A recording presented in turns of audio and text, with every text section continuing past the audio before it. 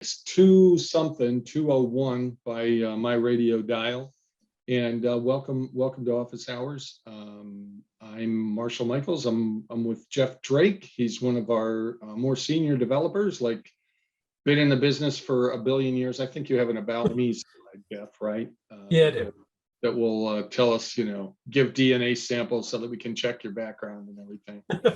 But yeah, at the end of the day, we have a topic, calculation engine tips and tricks.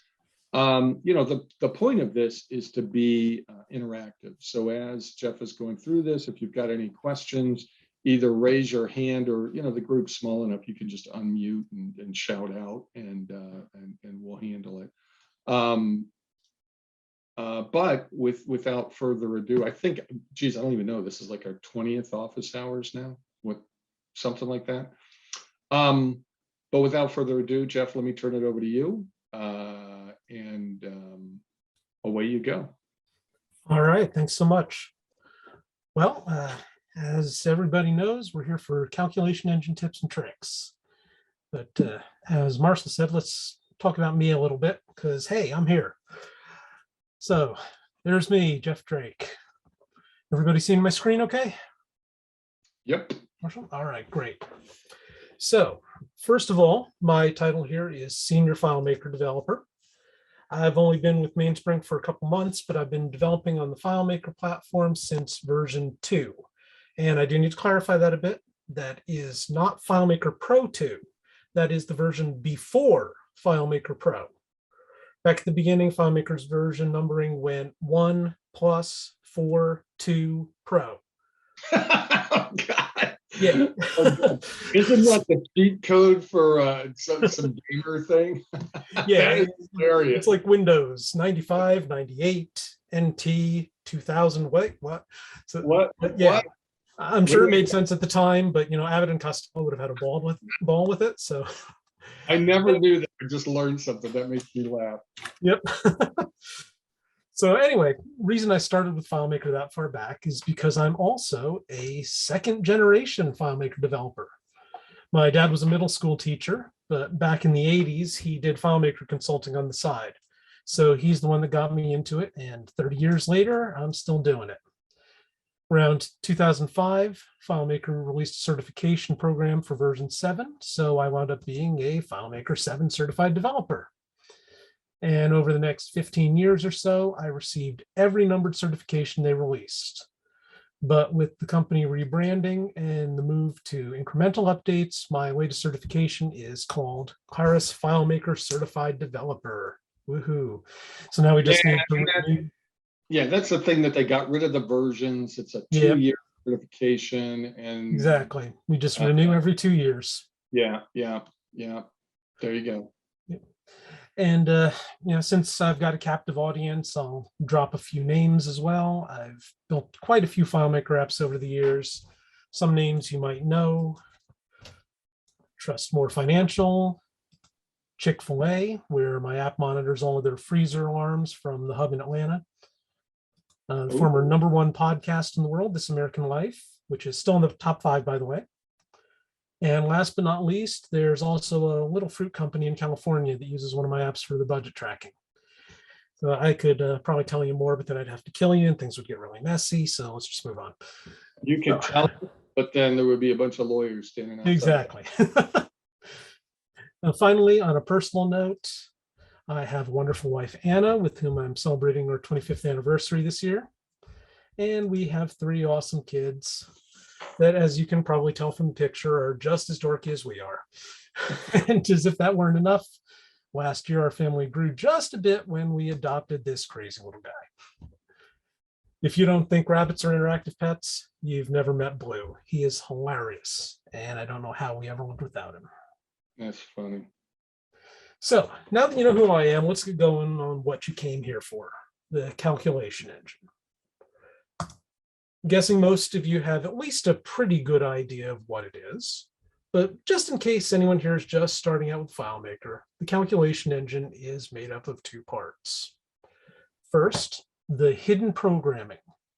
Deep down in the belly of FileMaker itself. This part is designed by Claris engineers and is generally inaccessible to users, even professional developers.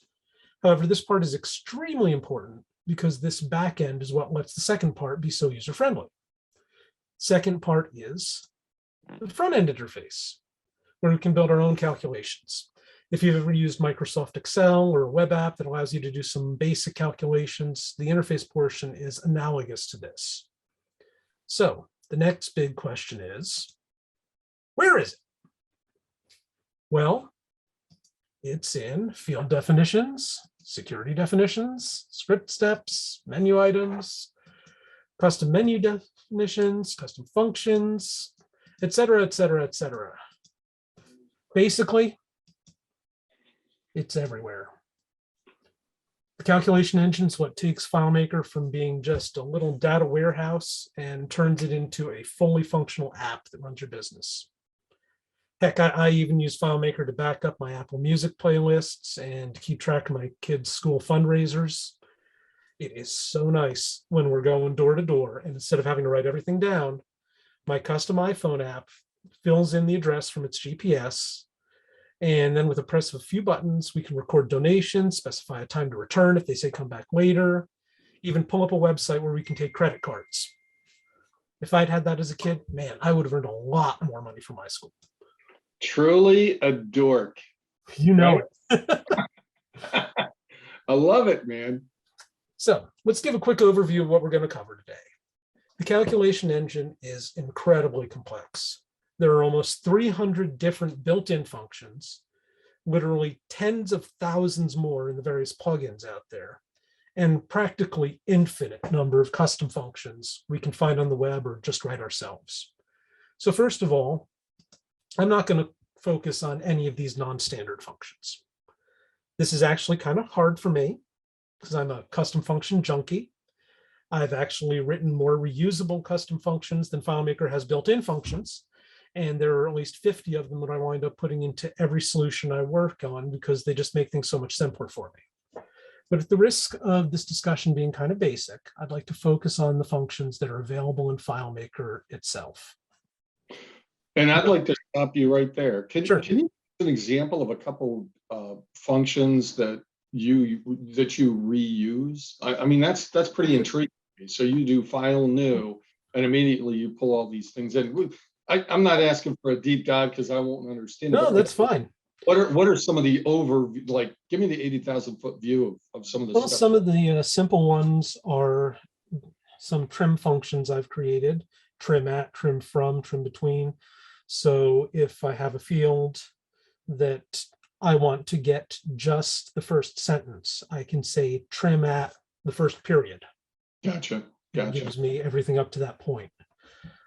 Item list is another one. So if you have a return delimited list of values, like if you had 1, 2, 3, 4, 5, it'll turn it into 1, 2, 3, 4, and 5. There's a lot of little things like that that just I wind up using over and over again. So I just copy and stick them in all of them. Gotcha. All right, carry on. Sure. Now, the downside to focusing on FileMaker's built-in custom functions, I can pretty much guarantee you're going to hear something you already knew.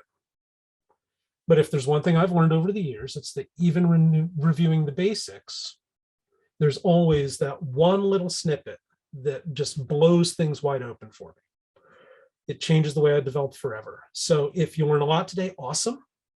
But if it's mostly review, listen for your snippet. I don't know what it'll be for you, but in my experience, there's always more to learn. So here are today's topics. First, we've got if, case, and choose. Second, we'll cover pattern count and position. Then substitute and replace. Get value and the trifecta, left values, right values, middle values. And then finally, two of the most powerful functions in FileMaker, let and while. And if you haven't used while, you're going to be in for some fun because This is probably the most complex function that FileMaker has released. It came out in FileMaker 18, and it takes a little while to get running, but once you figure it out, it is amazing. So let's leave the presentation and go to the database. Now, if, case, and choose are all very similar. A lot of times when we are called upon to upgrade a system, we will go into the Manage Database dialog, and we will find stuff like this. If company number equals 1, BuzzShare. If company number equals 2, DMIZ, if company, et cetera, et cetera. Just a whole big mess of things. Now, obviously, what I'm doing right here is kind of incorrect anyway, because in a real database, you would want to have these numbers associated with these companies in a separate table. You'd probably use UUIDs instead of sequential numbers, but for the purposes of demonstration, we're going to look at this. So in other words, I wrote this. Could be. Yeah, there you go. Thanks, buddy. So, first of all, this is crazy hard to read. I hate working with stuff like this. So the first thing I will do when I see something like this is I'll make it a little easier, like this. We've still got a whole bunch of ifs. If this, then this. Otherwise, if this, then this, et cetera, et cetera. But as we go on, we can make it even a little more legible. Now we can see how many ifs there are, and then go back out to make sure we've closed all our parentheses. But wait, there's more. What I would do in something with this many functions is I would actually add comments. So we can see if 1 and if 1, if 2 and if 2. But even with all this, this is still kind of messy. We've got a whole bunch of if statements when all we need is one case statement. And this is why I wanted to show both if and case, because case is really a lot more powerful. Basically, what happens with case is you say, if this, then that. If this, then that. If this, then that, etc. The cool thing about this is not only that it makes it a lot easier to read, but you also have the benefit, just like you would with the original if, of the calculation stopping as soon as it gets to something that's true. So if it looks and sees that the company number is 1, it just returns BuzzShare and doesn't worry about all this. So one thing to remember when you're building a case statement is if there is one statement, one if, for lack of a better term, that's more likely to happen than the others, put it first. If I have more people in my database that are at photo feed than anywhere else, then I can put photo feed at the top of the list. Oops. And this will evaluate just a little more quickly. When we come back here, you'll notice we have 6 different fields. I just showed you 5 of them. If, case. And no matter what I do, as I change the company number, all of them change in the same way. So, is there really a benefit to having this as opposed to this? I would say no. This is definitely the way to go. When somebody else comes along, they'll see this and they'll be able to understand what's happening. Perhaps more importantly, when you come back, you'll understand what's happening. I can't even tell you how many times I've gone back to my old code and I don't even know what I did. So this will definitely simplify things. But the last thing that I want to cover is choose, because this is one of those functions that very few people know about. You'll see that with this, we don't even have all the various cases. We're not looking for if company number equals buzz share, whatever. Choose, I'll actually just type it in so you can see what it includes. The test is whatever field you've put at the beginning. So it's looking at company number. Then the results are dependent on what that company number is. So you'll see my notes up here. 0, 1, 2. You can put in as many parameters as you like, and each of those is a sequential number. So what this is saying is if company is 0, which it's never going to be, we'll just return a blank. If it's 1, buzz share, 2, DMIS, etc. And all of this happens just as quickly. In fact, it even saves a little time, which the more data you get in your system, the better off you're going to be. So let's go on to the second one, speaking of saving time. For position and pattern count, I decided to come up with a lot of text. So who did I turn to? The US government. The food and drugs. I don't even know what all is contained in here, but it is thousands and thousands of pages, which really goes to show you how great FileMaker is and what you can put in a single field. But what I'm going to do is show you what most people do to try to find something in this field and why you should do something else. I'm going to go into the script debugger, and we're going to go to pattern count. Now, what I've done here is I've added a start timestamp and an end timestamp. Both are UTC milliseconds. So it's going to tell us how many milliseconds it takes to run this. Let's say we were looking at this and we want to find out if somewhere in here is the word dairy. Now, obviously, we can see that there's dairy here, which is why I chose that as an example. But we'll go in here, and most people would just say, okay, I'll put in a pattern count, and I'll grab the contents. So you enter the text and search string. So contents is the text we're looking in. The search string we're looking for is dairy.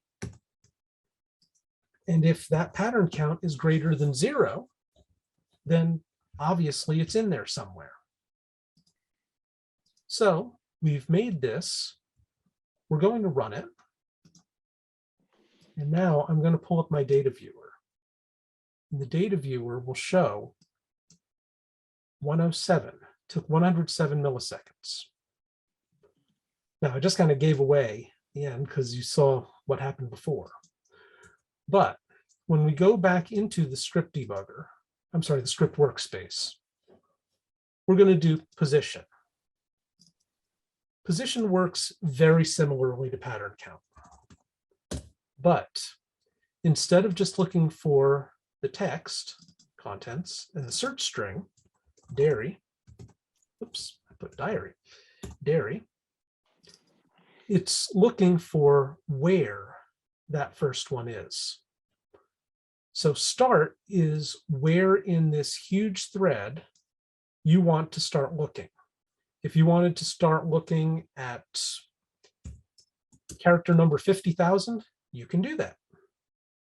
For our purposes, we're just going to start at 1 to make it easy. Then occurrence. Do you want to find the 5th time that dairy is in there? Do you want to find the 2nd time? Well, for this, all we're trying to find out is whether or not it's in there at all. So we'll do position.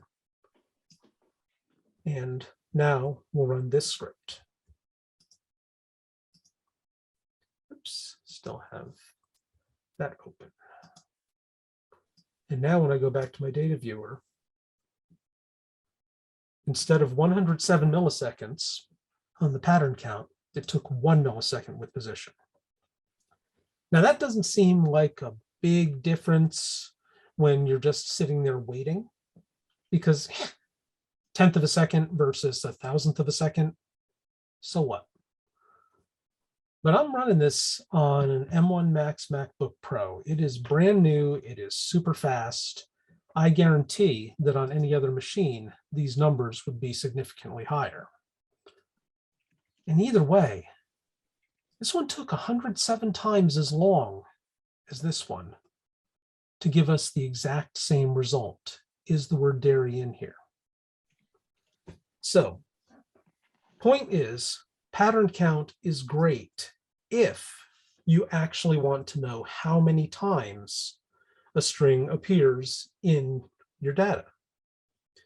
But if you don't care how many times it's in there and you just want to know if it's in there at all, position is really going to save some time, especially if you have a lot of data that you have to search through.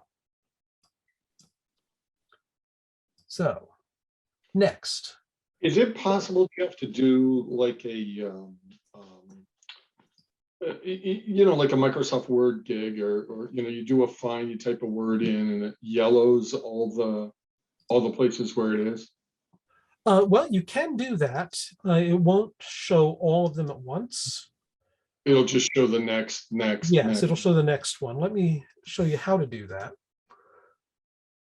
When you're back in here, you have to wait a second for it to activate the thousands of pages. But if you do Shift Command or Control on Windows F, it brings up Find and Replace. So in this case, we want to look for dairy. And we're going to look in the current field. Oh, it's already built Current in. record. And boom. All right. The first one. That's so funny. All right. I'm inventing things that I'm going the long way from the tree for that. Never mind. Not a problem. Carry on. We can certainly build a custom function that would highlight it, but why? Yeah, I mean, there are times where it's helpful, but not frequently. All right. So our next step is going to be substitute and replace. Going back to Abbott and Costello. Our original data, who's on first, what's on second, I don't know who's on third, etc.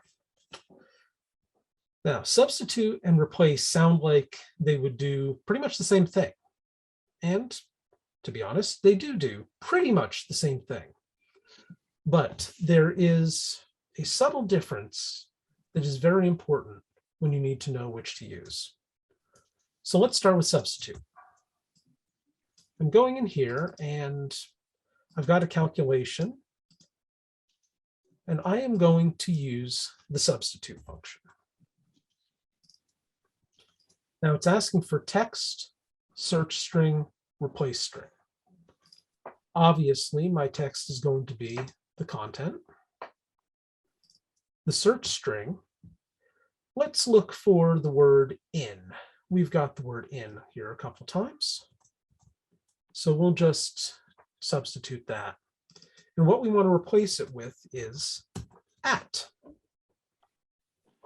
So when we click OK, go back here, you'll see in substitute, Y is at left field, whereas here it's in left field. Because is in center field. I don't care, is it shortstop, because is at center field. Substitute will replace, for lack of a better term, every instance of something. Now, this can actually be a little bit dangerous at times because, for example, let's say we had the word for the name Mindy. Now we've got Matty because there is an in the middle of Mindy. So substitute is great, but you have to be careful because if you've got a small word that will appear inside a larger word, you're going to wind up replacing that. So now we're going to go to replace. Replace is a little more complex. You'll see that it, much like position versus pattern count, replace has 4 parameters. The text is still going to be content. But now, instead of just telling it what we're looking for, it's asking, where do we want it to start? Well, it just so happens that I know I am going to replace starting from character number 69. And then I want to replace 2 characters. What do I want to replace it with?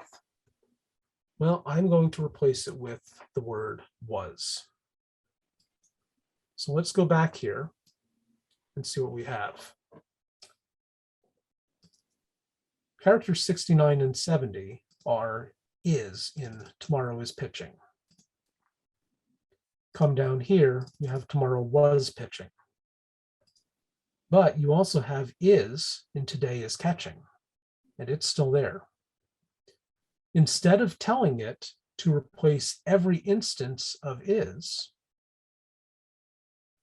I have told it I just want to replace the one that appears at that point in the text.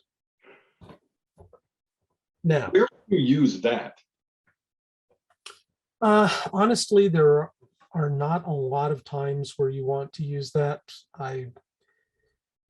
There are very few instances in which replace is used instead of substitute. But for something like this, if you just wanted to replace one instance of something instead of all instances of something, that's how you take care of it. So what's missing here is you're putting a 60, but it might be that you have to calculate somehow where that appears and then. Exactly.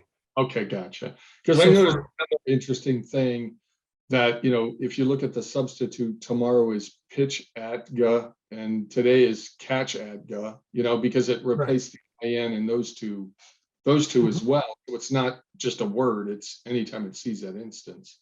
Exactly. What you could do, if you don't know where it's going to be, is we talked about position earlier. And you can say, instead of starting at character 69, we're going to start at the place in the content where we find the word is. We're going to start at the beginning. And let's say we want to do the 3rd time the word is found. Gotcha. Click OK. And boom, now Y was in left field. Gotcha. So you're putting numbers in, but it would probably be based on a calculation to provide those numbers. More likely, yes. Based on some use case. Gotcha. Okay, cool. Very cool. All right. So now we're going to use this same original text, but we're going to talk about get value versus left, middle, and right values. Now in FileMaker, a value list is a series of return delimited values. So in this case, there's a return between each of these lines. So who's on first is the first value. What's on second is the second value, etc. In this, we have a total of 8 values. Left values will allow us to get however many from the left that we want. So let's go in here. I'm going to go into values left, and I'm going to type in left values. And I'll get my content. And let's say I want to get the first 2. Click OK. And there are the first 2 values. Who's on first, what's on second. Now that you know what left values does, right values is pretty obvious. We go back in here, go to values right, and we're going to say right values. The text will be content. Number of values, let's say 3 this time. Click OK. And now we have the last 3 values from here. Middle values, slightly more complex, but not much. We're going to go in here and do basically the same thing, middle values. But now in our content, it wants to know which value we want to start at. This is very similar to the replace function. So let's say we wanted to get values number 3 through 5. Our starting value is number 3. And how many values do we want? Well, we want 3, 4, and 5. So let's say 3. And this can also be more dynamic. For example, we could say we want to get the value count of the content minus 5. So however many values are in here, we want to get 5 fewer values than that, starting from value number 3, which of course in this case would be 3, which is exactly what I had typed in before. But boom, we start from 3 and we have 3 values. So get value is the one that's just a little different than the rest. It's simpler because with get value, you're doing basically what you do with left and right value. You've got the content, and then which value number do you want? We're going to get value number 4. Tomorrow is pitching. Click OK, OK, and there we go. But let's see what happens when we try to figure out if a left value is something we're looking for. So let's take the who's on first data. And we're going to go into here, and I've created values left check. We're going to say left values content 1. Obviously, that will get us the first value. And then in get value, we're also going to get content 1. And we want to check both of them. With left check, we're going to say values left equals who's on first. And it's going to give us either a 1 that says, yes, that's true, or it's going to give us a 0 that says, yes, that, or no, that's false. We'll do the same thing for values get check. We'll say values get equals who's on first. When we come back here, there's a problem. Get value tells us that yes, it is indeed equal to who's on first. Left value says no, it's not equal to who's on first. What's the difference? Well, you click on it and you find out. When you use left values or right values or middle values, there is always a return at the end. But get value does not have any return at the end. It just ends right at the end of the value. So when we go in here, values left check, is it equal to who's on first? Well, no, there's a return at the end. If we put the Pilcrow character in here, which represents a return, then when we come back, it'll give us a yes. But most of the time, it's just kind of superfluous to add that Pilcrow character. You're really wanting to look for whatever the value is. So in that case, get value is definitely going to be the way to go. These are more helpful if you are wanting to get multiple values at some point in your original text. So now we come to our last screen, let and while. Now, let has been around for quite a while. I think it was introduced in FileMaker Pro 7. But the nice thing about let is that it allows you to make calculations simpler. For example, here we have something fairly standard, a quantity and a price. So let's say you've got a quantity of 5. Actually, let's just make it 50.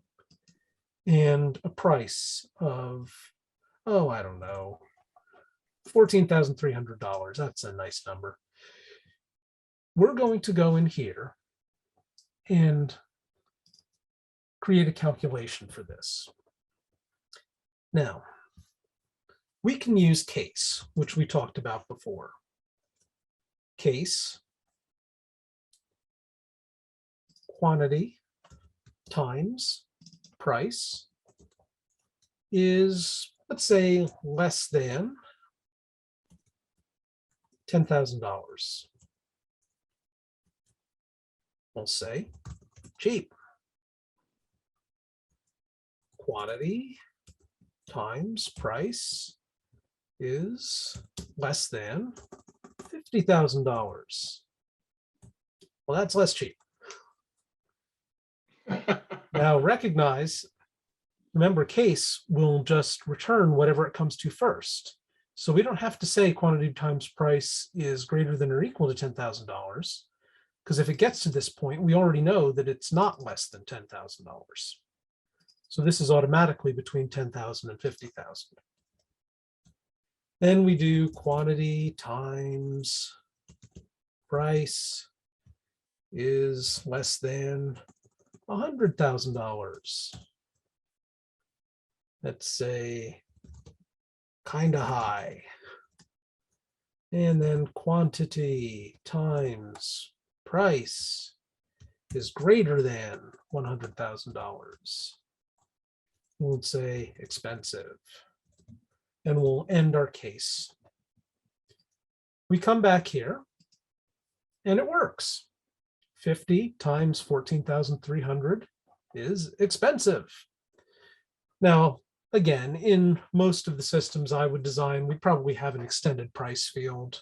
So there would be a third field over here that actually multiplies out the 50 times $14,300 and gives you what, 71,500, something like that.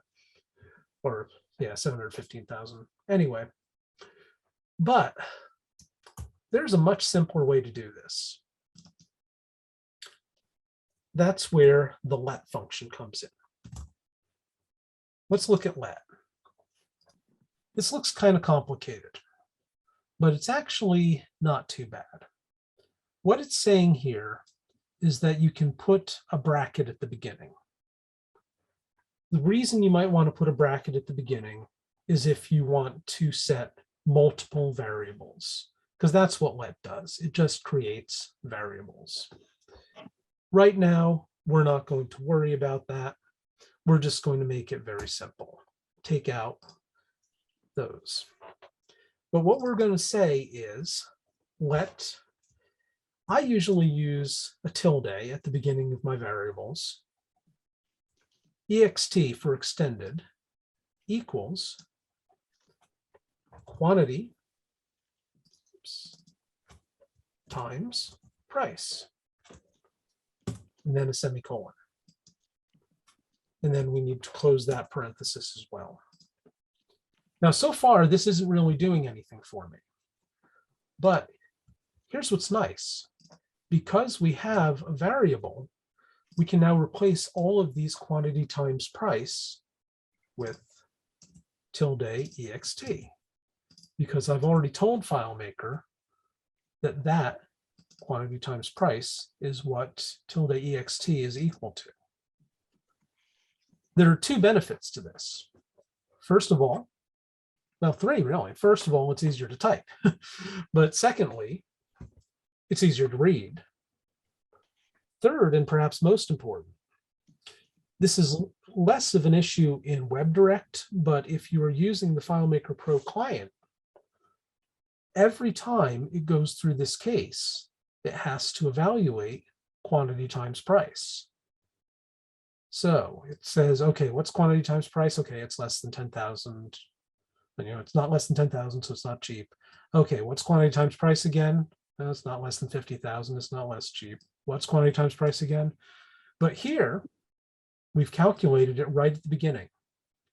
Calculates once, and then it can call that number each time.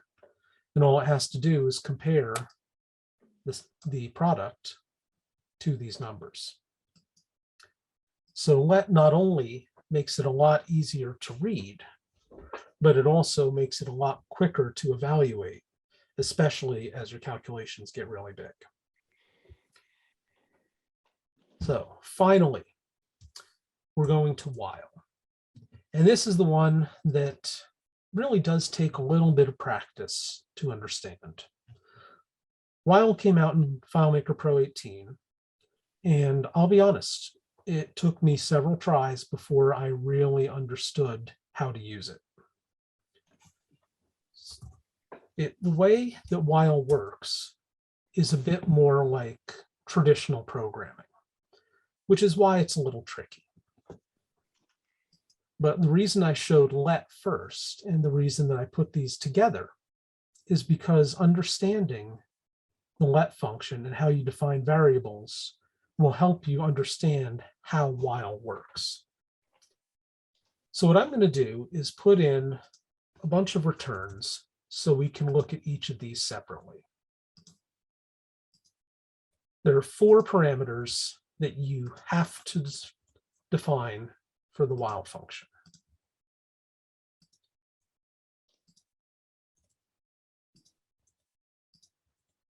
First one, initial variable. So let's say that what we wanted to do was type something over and over again. What while does is it basically acts like the loop in FileMaker scripting. If you've ever written a script that uses loop, you know it starts, it does something, it does it again, and hopefully you've put in some logic that tells it when to stop doing it. If not, you have what's called an infinite loop, and your script will never end. But generally, you'll have either a step that says exit loop if, and you have whatever calculation you want to use. Or if you're going through records, you can say go to next record, exit after last. While is kind of like that.